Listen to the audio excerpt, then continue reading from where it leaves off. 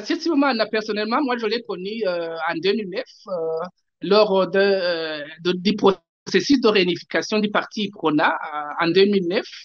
Il était parmi les leaders du courant qui était appelé l'ère de Charles Mukassi. C'était parti cette ère du parti Prona était en réunification avec l'autre aile qui était appelée Dokumugumya, les Prona Dokumugumya. Tassir Sibomana s'exprimait souvent dans les réunions en tant que l'un des leaders de ce courant, de cette aile du parti. Et je l'ai vu, j'ai pu le côtoyer dans les réunions. Et c'était vraiment un orateur je dirais, hors du commun, qui avait le verbe et qui était aussi juriste. Et ses qualités lui permettaient d'inspirer la confiance de son auditoire, de tout ce qu'il écoutait. Et, et aussi, il ne s'exprimait pas pour s'exprimer. Il avait des idées, il avait des arguments. Et cela lui permettait de transmettre la confiance. Mais je donnerai un exemple de, des gens qui vivent dans les sites de déplacés, des gens les déplacés internes, les Burundais qui vivent dans les sites de déplacés internes.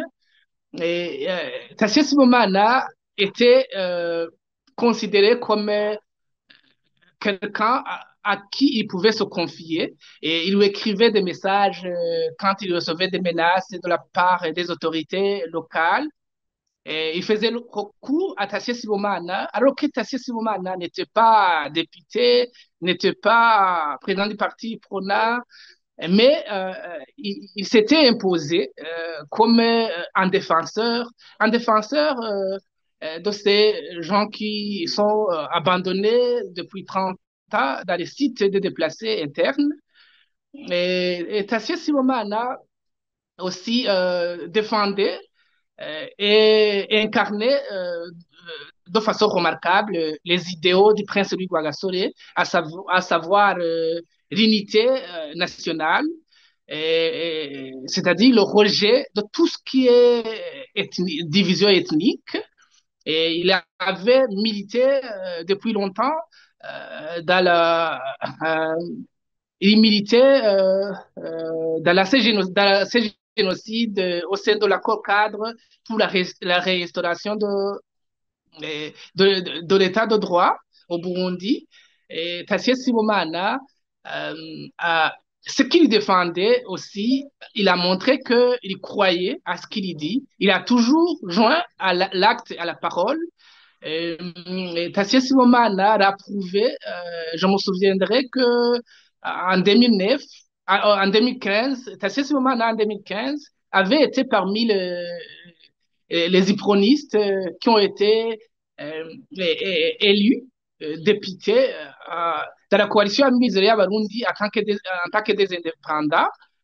Et Tassio Sibomana est parmi ceux qui ont refusé de siéger à l'Assemblée nationale, euh, euh, qui venaient des élections qui ont eu lieu après la répression sanglante de manifestations de 2015, manifestations contre le troisième mandat du fait président Nkurunziza. Tassio Sibomana, en refusant de siéger à l'Assemblée nationale, et, en défendant, il a prouvé que ce qu'il défendait, l'état de droit qui était toujours dans sa bouche, qu'il disait toujours à chaque fois qu'il avait la parole, il a prouvé qu'il y croyait. Il pouvait même sacrifier ses intérêts pour continuer à défendre cette cause.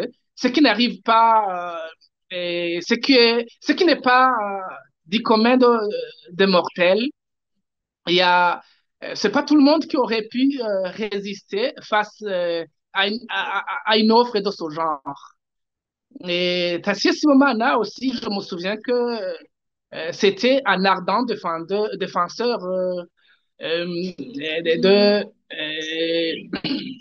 Tassir Sibomana aussi, je me souviens que c'était vraiment un artisan de la réconciliation du peuple burundais. Il venait d'une commune qui a été touchée par le génocide perpétré contre les Tutsis en 1993 au Burundi. Mais Tassio Sibomana n'était pas du tout rancunieux.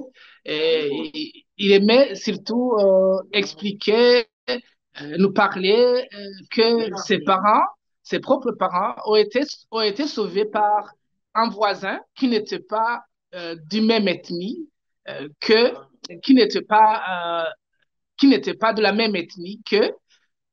En expliquant cela, Tassio Sibomana a prouvé que dans tout, dans toutes les ethnies, il y a des bonnes personnes. C'était une façon, en tant que leader, de prouver que ce qui est mauvais, euh, les, c'était une façon de prouver que ce qui s'est passé en 93 n'implique pas toute une ethnie, mais implique les auteurs de cette idéologie génocidaire. Et Tassier Momana aussi, je dirais que il part un soldat qui tombe sur le champ d'honneur. Il avait beaucoup combattu pour la restauration de l'état de droit au Burundi.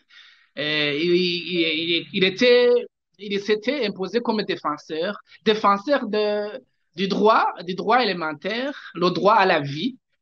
Tassier Sibomana, et, il part sans trahir, il part tête haute, il part debout.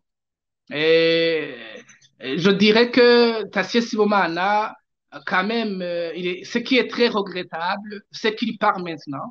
Maintenant qu'on avait besoin, plus que jamais, de lui, parce que dans la sous-région, notre sous-région, il se manifeste une résurgence des messages de haine, de l'idéologie génocidaire.